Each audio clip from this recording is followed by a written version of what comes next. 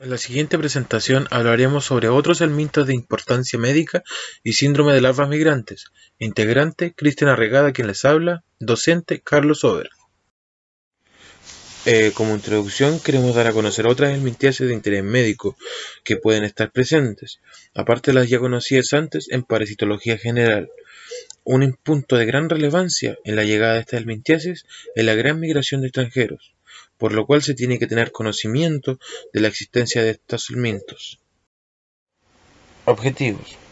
Como objetivo general, buscamos dar a conocer diferentes helmintiasis no aún presentes en nuestro país, las cuales están llegando por la gran migración desde otros países. Como objetivo específico, expondremos características generales de cada una de estas helmintiasis, el ciclo evolutivo, el método diagnóstico, siendo este de gran relevancia, y la profilaxis y prevención de cada uno de estos helmintiasis. Esquistosomiasis. Agente etiológico, podemos encontrar 21 especies del género Schistosoma, pero solo 7 parasitan al hombre. Entre ellas estas 3 que son las más importantes, el Schistosoma manzoni, el Schistosoma japonicum y el Schistosoma amatobium, teniendo como característica que son tremátodos con sexos separados. El hábitat es el sistema venoso del huésped definitivo, siendo este el humano, y su huésped intermediario caracoles, del género Biompalaria. Características morfológicas, entre ellas podemos encontrar que miden de 0,5 a 2,5 centímetros de largo y viven en parejas dentro de los vasos sanguíneos. Los esquistosomas están separados en machos y hembras. El macho es más corto, pero más grueso que la hembra, y tiene un canal ginecóforo a lo largo de la región ventral, donde se encuentra la hembra. Ciclo evolutivo. El ciclo da comienzo cuando el hombre elimina huevos, ya sea en heces o en orina. El huevo eclosiona liberando los miracidios. El miracidio penetra en el caracol. Los esporoquistes en caracoles. El caracol libera las cercarias en el agua y nadan libremente. Luego penetran en la piel. Ya al penetrar, las cercarias pierden sus colas durante la penetración y se transforman en esquistosómulas. Luego pasan a la circulación y luego migran a la sangre portal en el hígado y maduran en adultos. Patología. La patología de la esquistosomiasis depende de la fase en la que se encuentra en el organismo, la cual se divide en 3 fases. Fase inicial, por invasión de las cercarias, dermatitis de intensidad variable, en la migración de las larvas por la circulación y tejido, lo que desencadenan reacciones alérgicas con eosinofilia circulante. La segunda fase, la fase de daño tisular, corresponde a la acción de los parásitos adultos cuando mueren principalmente a los huevos en los capilares sanguíneos y las vísceras. Tercera y última fase consiste en las lesiones de tipo fibroso, cicatricial, una etapa de defensa del organismo a los huevos que progresivamente tienden a calcificarse. Es una etapa muy crónica y responsable de la fibrosis hepática, hipertensión portal, cirrosis y fibrosis pulmonar. Modo de transmisión. Esta infección se adquiere por vía cutánea. Sintomatología. Las esquistosomas en el hombre son asintomáticas, sin embargo, algunos pacientes pueden sufrir anormalidades respiratorias agudas con signos radiográficos y síntomas inespecíficos, similares a las de la influenza. Epidemiología. Es endémica de 74 países en vías de desarrollo, aunque más del 80% de las personas infectadas viven en África al sur del Sahara. En otro punto, este parásito es principalmente una infección de áreas rurales, siendo también de morbilidad muy baja. Asimismo, nos presenta un problema de salud pública, debido a que es una patología crónica y la discapacidad que causa. Tiene alta frecuencia en países latinoamericanos como Brasil, Surinam, Santo Domingo, Venezuela y las islas de Puerto Rico. Diagnóstico. En primera instancia se realiza por sospecha. En este caso, los síntomas son característicos en un ambiente epidemiológico que facilita su transmisión. El diagnóstico específico se basa en la comprobación de la existencia de huevos. Las técnicas que se pueden utilizar son flujo grueso de Catocats, sedimentación por Fulmor-Éter y prueba de eclosión. Las pruebas preferidas en la actualidad son ELISA y inmunotransferencia. Huevo de esquistosomiasis, huevo de Schistosoma manzoni y huevo de Schistosoma haematobium. ¿Por qué los de estos dos? Ya que estos dos son los más comunes y los que se pueden encontrar. Prevención y profilaxis. Diagnóstico y tratamiento de los enfermos. Evitar o atacar los lugares donde existe el huésped intermediario. Evitar la eliminación de excretas en aguas detenidas. Control de huésped intermediario. Otras son quimioterapia selectiva o masiva y educación sanitaria. Filariosias zoonóticas. Agentes etiológicos. Aunque son muchos agentes etiológicos, hoy solo mencionamos dos. Los más importantes: la Buchereira bancrofti, el hábitat es vasos y ganglios linfáticos, y el Onchocerca volvulus, el hábitat es del tejido celular subcutáneo. Características morfológicas. En adultos presenta dimorfismo sexual, la longitud varía entre 20 y 40 milímetros en machos y en la hembra hasta 80 milímetros. La especie Buchereira bancrofti posee vaina y el vector más importante es el Culex quinquefasciatus. En el caso de la Onchocerca volvulus son las Similium sp. Epidemiología. Están distribuidos en áreas tropicales y subtropicales. Las filariosis más importantes en América son la Buchereira bancrofti y la Onchocerca volvulus. Patogenia. Buchereira bancrofti, los gusanos adultos vivos o muertos ocasionan inflamación y la obstrucción de los vasos linfáticos, la cual se agrava por la reacción inflamatoria.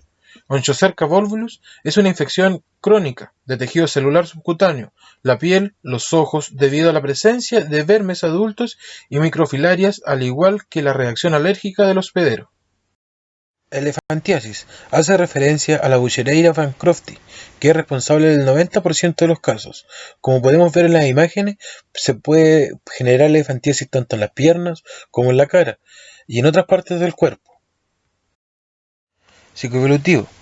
El ciclo evolutivo da comienzo cuando los mosquitos se alimentan de sangre. Las larvas 3 entran en la piel. Ahora comienza el estadio en el humano. Los adultos en vasos linfáticos. Adultos se producen microfilarias con vaina y que migran a los canales linfáticos y sanguíneos. Ahora pasa al estadio en el mosquito. Cuando el mosquito se alimenta de sangre, ingiere microfilarias. Las microfilarias se liberan de las vainas penetrando en el intestino medio del mosquito y migran a los músculos torácicos. Se produce la larva 1. Luego evoluciona la larva 3 y migran a la cabeza y probóscis del mosquito. Diagnóstico. Este se basa en la demostración de las microfilarias en la sangre. Se recomienda tomar muestras de sangre del lobo de la oreja y usar técnicas de concentración, las cuales son método de NOT, método de filtración de membrana. Los métodos indirectos son reacciones serológicas y eosinofilia. Prevención y profilaxis. La prevención se basa en el control de dípteros hematófagos, el diagnóstico y tratamiento de las personas infectadas, la educación para la salud dirigida al conocimiento del problema de la población. Anquilostomiasis. Tiene dos especies principales, Ancylostoma duodenale y Necator americanus. Necator americanus. La hembra mide de 9 milímetros a 11 milímetros, el macho de 5 a 9 milímetros. Presenta cápsula bucal pequeña, la cual contiene un par de placas cortantes. Ancylostoma duodenale. Hembra de 9 milímetros a 15 milímetros, el macho de 7 milímetros a 10 milímetros. Presenta cápsula bucal grande, la cual contiene dos pares de dientes puntiagudos. Ciclo evolutivo. El ciclo evolutivo da comienzo cuando el hombre elimina por heces los huevos. El huevo evoluciona a larva radiatiforme, la cual pasa en su tercera parte a larva filariforme y por último la larva filariforme, que es el estado infectante de este parásito, penetra a través de la piel, ya que su vía de infección es cutánea. Patología y sintomatología. Piel. Consistentes en eritema, edema, pápulas, vesículas y pústulas, cuando existe infección secundaria. Anemia. Adultos con hematófagos, microcítica, hipocrómica. Factores. Mala alimentación, intensidad de la duración de la infección. Pulmones. Producen ciclo de Loos, pequeñas hemorragias, infiltración de eosinófilos. Digestiva. Mala absorción intestinal, ulceraciones intestinales, alteraciones de las criptas intestinales, reducción de las microvellosidades, casos crónicos, infiltración inflamatoria de lámina propia, linfocitos, monocitos, eosinófilos. Diagnóstico. Se hace a través de la identificación de huevos, ya sea Ancylostoma duodenales o Necator americanus. Es necesario hacer estudios de cultivo de huevos del mintos para su identificación, ya sea por la semejanza de estos dos huevos. Prevención y profilaxis. La prevención de este parásito es no caminar descalzos y un lavado de manos antes de comer. Trichostrongiliasis. Agente etiológico, Trichostrongylus spp. El hábitat, la mucosa del intestino delgado. Morfología. Miden 1 centímetro de largo, los machos presentan bolsa copuladora desarrollada. Patogenia. La infección en el hombre es asintomática, salvo en raros casos con infecciones masivas en las cuales hay signos de enteritis con diarrea, hemorragia y anemia secundarias. Epidemiología. Es prevalente en algunas zonas rurales de Japón y Egipto. Con cierta frecuencia se han descrito en Chile y Temuco. El ciclo evolutivo da comienzo cuando se eliminan los huevos. Estos eclosionan a la larva 1, evoluciona a la larva 2 y por último a la larva 3, la cual es consumida por el mismo humano o bovino, ya sea en vegetales o otros alimentos crudos. Diagnóstico. Su diagnóstico se realiza por hallazgos de huevos en las heces. Aquí presentamos el huevo del Trichostrongylus spp y el huevo de la ciclostoma. ¿Por qué estos dos huevos? Por la semejanza que tienen, por el grado de confusión que pueden tener al momento del diagnóstico. Prevención y profilaxis. Mejora de la higiene alimentaria, ambiental y personal. La higiene personal quiere decir tener un buen lavado de manos. Siempre lavarse las manos antes de comer o después de ir al baño. En áreas endémicas, abstenerse del consumo de verduras u otros alimentos crudos. Siempre preferir alimentos cocinados. Anisakiasis. El agente etiológico es producido por el género Anisakis y Pseudoterranova. La transmisión es por el consumo de pescado crudo, ligeramente salado o ahumado. La epidemiología es mundial, entre ellos Japón, la costa del Océano Pacífico, América del Sur y Países Bajos. Ciclo evolutivo. Como nos podemos dar cuenta, el hombre es el hospedero accidental, ya que el hospedero definitivo son mamíferos marinos. El hospedero intermediario son crustáceos pequeños y el hospedero paraténico son peces y calamares. La larva 3 es el estado infectante, pero también es el elemento diagnóstico de este parásito. Patogenia. Podemos darnos cuenta de 4 fases. La primera es asintomático, que comienza de las 0 horas a los 2 días. Produce dolor de garganta, sensación de cuerpo extraño, ahogos, expulsión de larvas. La segunda fase comienza cuando la larva penetra intestino delgado o estómago. Se profundiza en la mucosa provocando una reacción inflamatoria, granulomatosa eosinofílica que envuelve a la larva. La tercera fase es la fase gástrica. Se presenta de 4 a 6 horas después de la ingesta del pescado, con síntomas como dolor abdominal, náuseas y vómitos. La cuarta fase y última se presenta 7 días post-ingesta, en la que puede presentar un cuadro de abdomen agudo con dolor abdominal severo, vómito y diarrea. El diagnóstico. En primera instancia se realiza por sintomatología por ingesta de pescado crudo. La confirmación se realiza por la eliminación de larvas. Si tiene una localización gástrica, mediante endoscopía. La localización intestinal, el diagnóstico es más difícil y solo se comprobará por la laparoscopía. Prevención y profilaxis. Abstenerse del consumo de pescado crudo. Congelar pescado a menos de 20 grados Celsius por 24 horas. Inmediata evisceración del pescado después de la captura. Cocinar pescado a 70 grados Celsius. Capilariasis. La capilariasis proviene de la familia Trichuridae. La familia Trichuridae presenta 3 géneros: Capillaria, Trichuris y Trichinella. Las especies de la capilaria son Capillaria philippinensis, Capillaria hepática y Capillaria hidrófila. La Capillaria philippinensis, el cuadro clínico es intestinal. Presenta mecanismo de transmisión carnivorismo. La capilaria hepática, cuadro clínico es hepático, medio de transmisión fecalismo. En la capilaria hidrófila es de cuadro clínico pulmonar y se transmite mediante fecalismo. Ciclo evolutivo Capillaria philippinensis. Ciclo evolutivo Capillaria hepática. Ciclo evolutivo Capillaria aerófila. El diagnóstico. En el caso de estas 3 capilarias se realiza a través del hallazgo de huevos. ¿Por qué se puso el huevo de la Trichuris trichura? Porque es muy similar a estos huevos. En el caso de la capilaria philippinensis se hace a través de un coproparasitológico en busca de huevos. En la capilaria hepática se hace una biopsia hepática en busca de larvas o huevos. En la capilaria hidrófila se hace una biopsia de tejido pulmonar con larvas o huevos. Prevención. Capilaria philippinensis. Abstenerse del consumo de pescado crudo, correcta eliminación de excretas. Capilaria hepática. Lavado de manos, manipulación de alimentos y agua, control de roedores. Capilaria hidrófila. Animales en instalaciones adecuadas. Animales jóvenes separados de adultos. Higiene de los humanos. Síndrome de larvas migrantes. siendo esta una infección accidental en el hombre por nematos de otras especies, generalmente de gatos o perros. Podemos encontrar dos grandes grupos: larvas migrantes cutáneas, las cuales sus agentes etiológicos son Ancylomastoma brasilensis, Ancylomastoma caninum y Oncinaria stenocéfala. El otro gran grupo son las larvas migrantes visceral y ocular, con sus agentes etiológicos son Toxocara canis y Toxocara cati. Larvas migrantes cutáneas.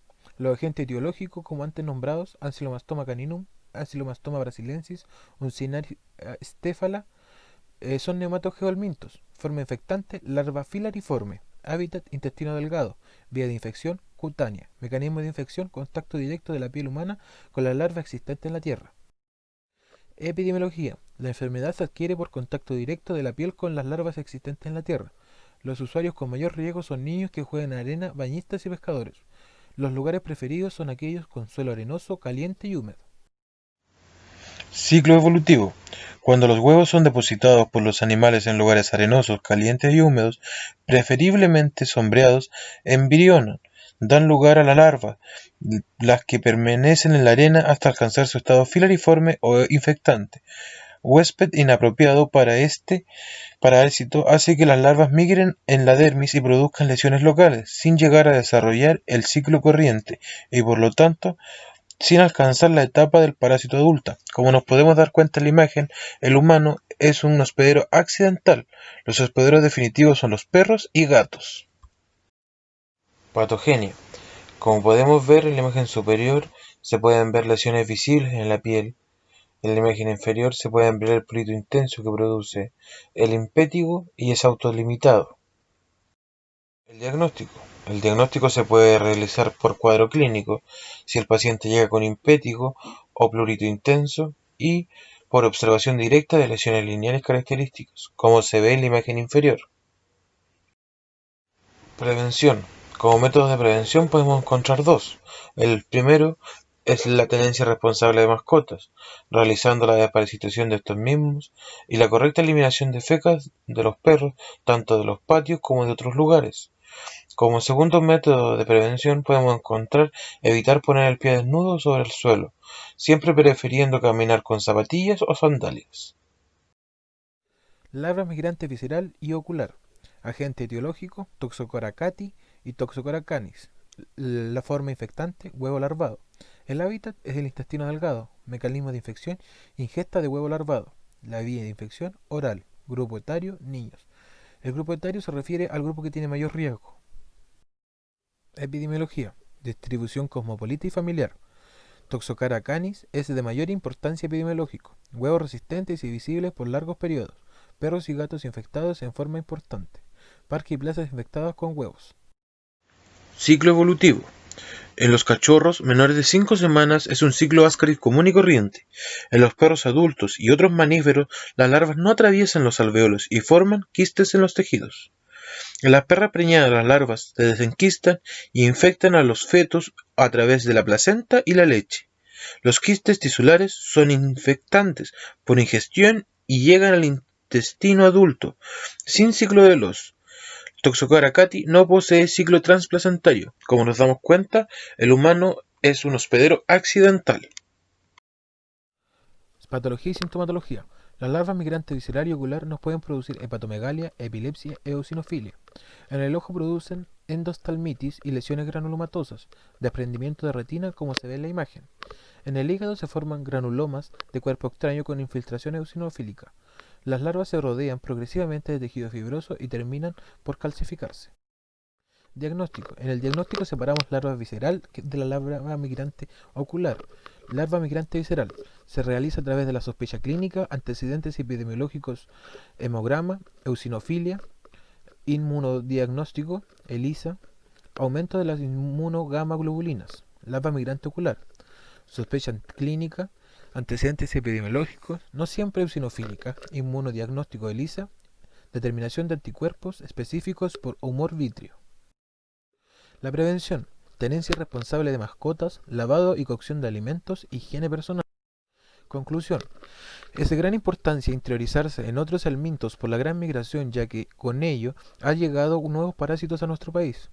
Tener claro su ciclo nos da la posibilidad de prevenir y controlarlos, siendo de gran interés el cuidado de nuestras mascotas para interrumpir el ciclo de estos parásitos. Los principales métodos de prevención son tener buena higiene personal, evitar consumo de alimentos crudos y una tenencia responsable de mascotas. Rol del tecnólogo médico. El rol que cumple el tecnólogo médico en el campo de la parasitología es de gran relevancia. Esto se puede notar en tres roles principales: rol diagnóstico, implementación de técnicas diagnósticas, conocimiento de las complicaciones diagnósticas, rol de investigación.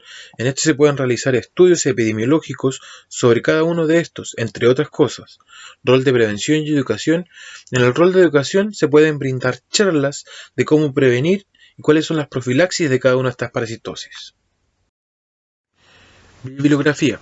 Aquí podemos encontrar el material utilizado para realizar la presentación. Y muchas gracias por su atención.